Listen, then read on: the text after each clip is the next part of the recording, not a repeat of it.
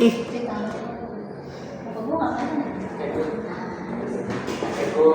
evening,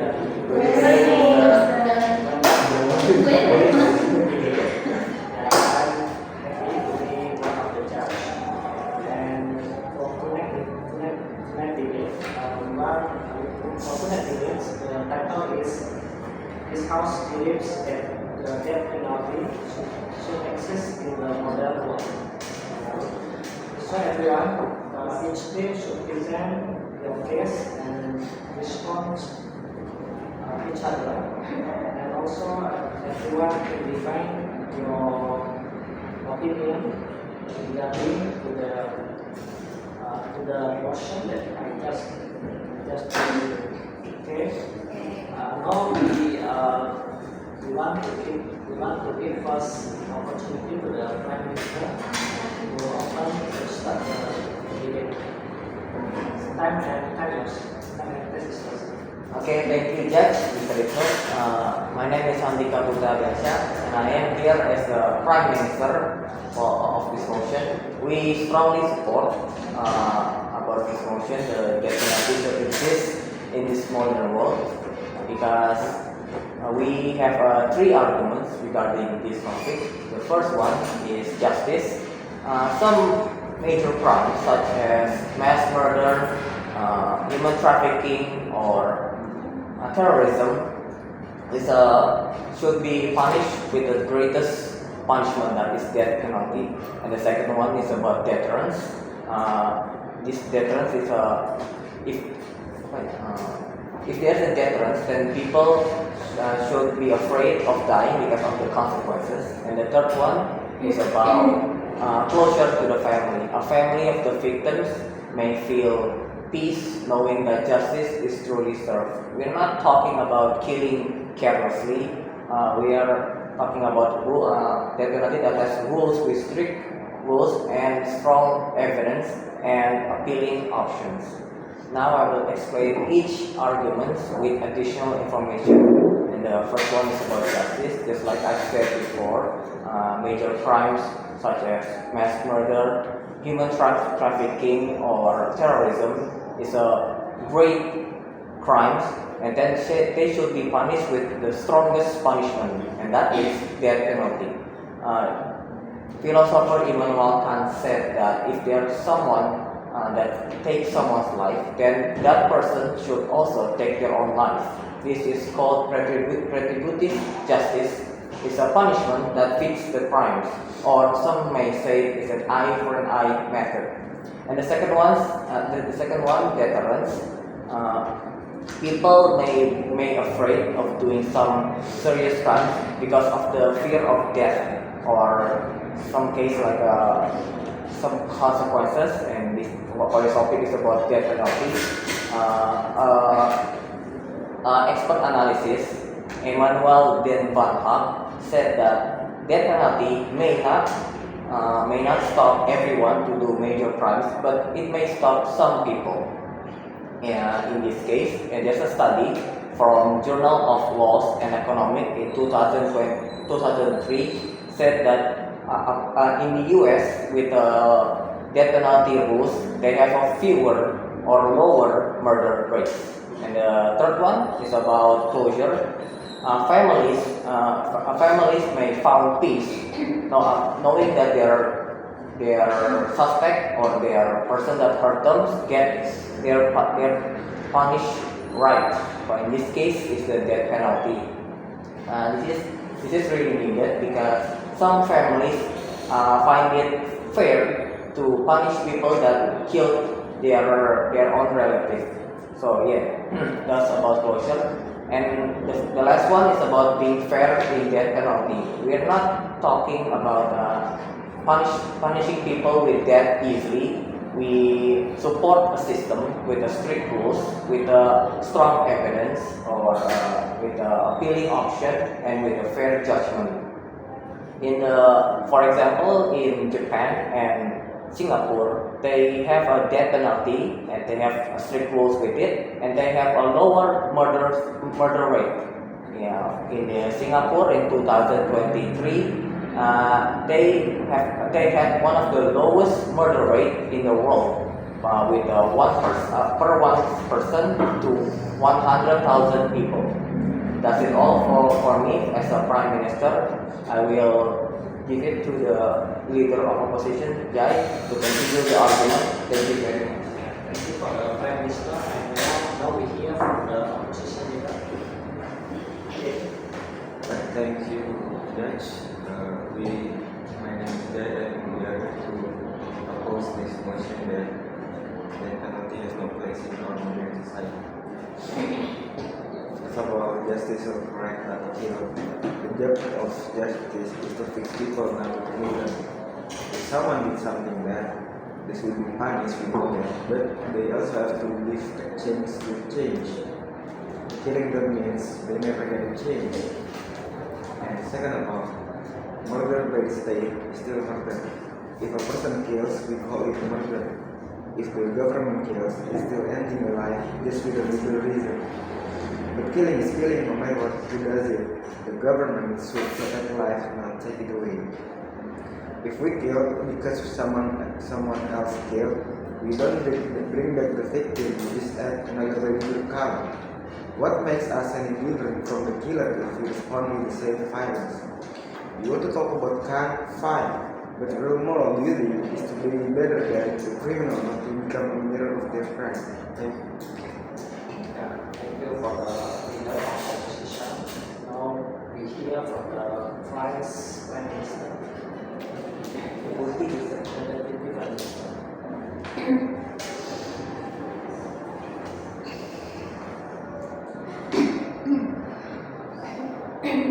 Good evening, everyone. My name is Rose, and as Deputy Minister, I stand firmly in agreement with tonight's motion. This House believes that the death penalty should exist in the modern world. We conclude that capital punishment, while a brave measure, remains a necessary and just vital tool for a truly just society. Deterrence and prevention of heinous crimes. Firstly, the death penalty serves as the ultimate deterrent for the most heinous crimes. While statistical debates exist, the profound consequence of losing one's life can uniquely prevent individuals from committing acts like premeditated murder, terrorism, or large-scale drug trafficking. It sends an unequivocal message that society will not tolerate such extreme violence and that the value of human life will be fiercely protected. Justice for victims and their families. Secondly, capital punishment delivers proportional justice for victims and their families. For those who have suffered the unimaginable loss of a loved one due to a brutal crime. The death penalty is not about revenge, but about affirming the immense value of the life taken. It provides a crucial sense of closure and ensures that the punishment truly fits the severity of the crime committed, upholding the moral balance of society, unwavering protection of society. Thirdly, the death penalty offers unwavering protection for society, for individuals who are demonstrably dangerous and beyond rehabilitation. Capital punishment is the only absolute clarity that they will never again pose a threat to innocent lives. This eliminates the risk of escape committing further crimes within prison or re-offending if ever released. Retribution for ultimate transgressions. Finally, the death penalty embodies retribution for their ultimate transgressions. It signifies society's strongest condemnation of crimes that violate the very fabric of humanity and safety. It ensures that those who commit the most egregious acts face the grave consequences, reinforcing the sanctity of life and the rule of law. Consider how nations around the world have utilized this critical measure. For instance, the Bali Nine case in Indonesia vividly illustrates how the death penalty is applied for severe transnational crimes like drug trafficking, reflection, and a nation resolved to protect its citizens from devastating social harms. Similarly, the executions of Saddam Hussein for crimes against humanity exemplifies how capital punishment in effort for the grave abuse of power and mass atrocities, ensuring accountability and preventing future tyranny. The death penalty, while a profound measure, remains indispensable in the modern world. It offers ultimate deterrence for the most egregious crimes, delivers proportional justice to victims and their families, and fundamentally serves to safeguard society from individuals who pose insurmountable threat. It is a necessary embodiment of justice for the most severe transgressions, ensuring the sanctity of life is upheld through accountability for its ultimate violation. The death penalty in Indonesia is regulated in Law Number 1 of 2023 concerning the Criminal Code KUHP and Law Number 2 of 1964 concerning procedures for the implementation of the death penalty.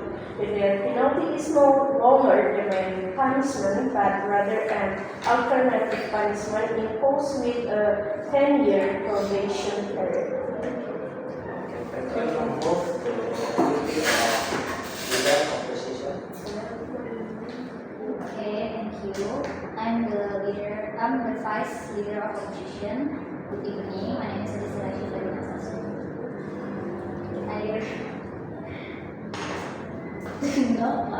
I refuse to believe your opinion because, the death penalty is an old and wrong practice that doesn't belong in our modern society. It's kind of harsh, not kind of, but it's a harsh punishment that can be undone and it risks killing innocent people. It also tends to affect poorer and minority groups more, and there's no clear proof it actually stops crime. Amnesty International, a human rights group, calls the death penalty the most cruel, inhumane, and a degrading punishment. They highlight that once someone is executed, there is no going back. This is especially worrying because our justice system is not perfect. Since 1973, over 190 people in the US who were sentenced to death have been found innocent and released. This huge number shows that mistakes happen, and executing an innocent person is an unacceptable risk. Regarding whether it stops crime, a report from the National Research Council in 2012 said that research on the death penalty's effect on murder rates is not helpful in figuring out if it increases, decreases, or has no effect on crime. This means experts don't agree that it's a good deterrent. In fact, states without the death penalty often have similar or even lower murder rates than those that do. Okay. Now, thank you for the activity of leader opposition. Now we go to the member of the Good evening, everyone. My name is Mrs. Samaki of the government member. Today, we start mission about this house rule that the death penalty shall exist in the world. We suspect now that serious crime can be punishment by death. Then there is a sense of fear that can psychologically deter them from committing crimes. This is not just a punishment but a stern warning to potential suspects. A study by the American Law and Economics Review found that in US state that still impose the death penalty, there is a downward trend in murder rates after execution are created. Pardoning suspects of extreme crimes with a life sentence that actually undermine the public sense of justice. The state has an obligation to ensure that serious crimes receive appropriate punishment in cases of serial murder or child prey. The victim families often demand the death penalty because of their profound sense of loss. In Indonesia, the death penalty is still officially believed, although it is no longer the primary punishment. It is already in Law Number 1 of 2023 The death penalty is used as a last resort and must be accompanied by a 10 years probation period. If during the period the convict show a change in attitude, the sentence can be reduced to life imprisonment or 20 years. Although the modern world increasingly priorities human rights, the death penalty is still necessary in cases of extreme crimes. This is not a form of revenge but a manifestation of justice. Broad public recognition and crime prevention exists in the legal system show that the state still will for this punishment when necessary. Thank you. Now we go to member of opposition. Okay, I'm Siska, member of the opposition. Let me bring a little issue power and abuse. The death penalty gives government too much power over life and death. In countries with legal system or poor leadership, this power is often abused, even in some democracies, in state and Mas, ada kopi mas. terlalu ketawa, sorry ya Allah,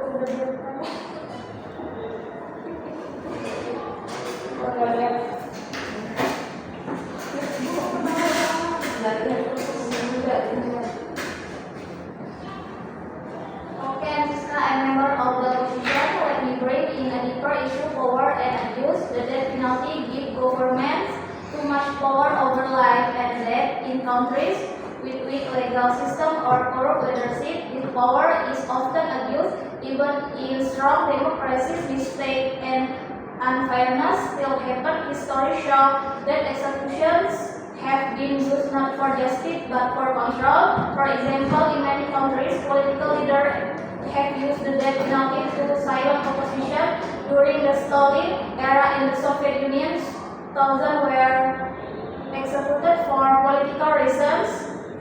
In Iran and North Korea, it is still used today to punish people for speaking up. The death penalty becomes a weapon, not justice.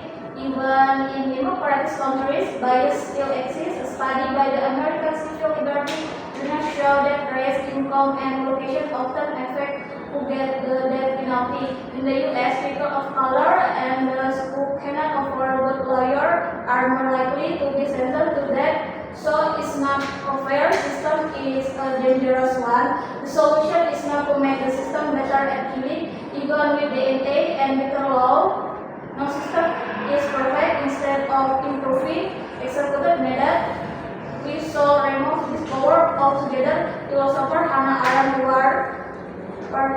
warned about giving the once we allow killing as punishment, we open the door to abuse through justice, so limit state violence, not allow it. Life in prison is a strong punishment that still allow for correction if mistakes are found and disrespect human dignity even for those who did wrong. Thank you. Okay, thank you. Now we move to the brief government brief. For me, performance week, my name is Bupendra. I was on class outside of the week. The opposition talk about risk and mistake in the system, but they ignore how much legal system have been improved. It's if the death penalty was worse off or bad system, why many nations like Japan, China, Singapore, and even Indonesia adopt it? As like my leader of government said, it's even have a minuscule case that lead to the penalty. But also in today DNA testing and investigation that getting better and multiple after process to protect the innocent. Of course, the system is still improving. I mean, there's no perfect system even until now. They also talk about fairness, but they offer no justice for the most brutal crime like mass murder, terrorism, or serial killing. Rather than accepting, rather than hoping the crime, the criminal to be better and change. We do believe that some crimes are so evil that the strongest punishment is needed, like death penalty. Philosopher Immanuel Kant said that justice means giving people what they deserve. If someone takes nonsense life on purpose, they must face the highest punishment. So it protects society. We are not asking for quick or careless execution. We support a system with strong safeguard, fair and trial, clear evidence and legal appeal. This shows we can balance justice with humanity in the society. The death penalty, when used carefully, help three important ways. It brings justice for the worst crime, like the mass murder, terrorism, and serial killing. It detects the criminal studies, like one in the GLE, Judge of Law and Economics, suggests that execution may prevent several murders. It protects society, especially in countries where life in prison is not enough to stop very dangerous people, like in many cases in Brazil. In short, this mission is not about revenge, it's about responsibility to the victim, to the law, and to the society. Yeah, that's thank you. Hi everyone, I'm Sabrina. As our opposition week, let's look at how to win. The government does have the balance and control. But they are not related. One study show the death penalty does not really stop crime and victims. Finally, human hours feel better after an execution. They also say the system is fair, but for the tools, the status still happens, and innocent people can die. They believe the death penalty is justice, but it can also end killing the more innocent.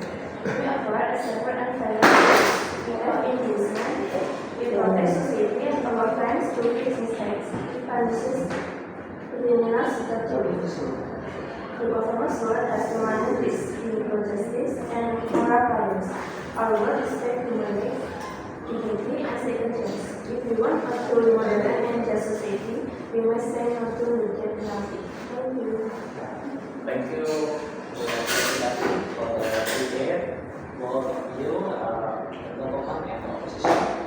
Can provide accurate information, good information regarding to the motion that the House believes that death penalty should be exist in that world. want to give you as a just I want to highlight what you have already given information, especially for the when giving information about pro and contra information like layout diagnosis was good information about the death penalty from death penalty for Saddam Hussein and from study. I think this information a little bit still so you should be careful deliver your opinions. Thank you for connecting for today. I think all of you already perfect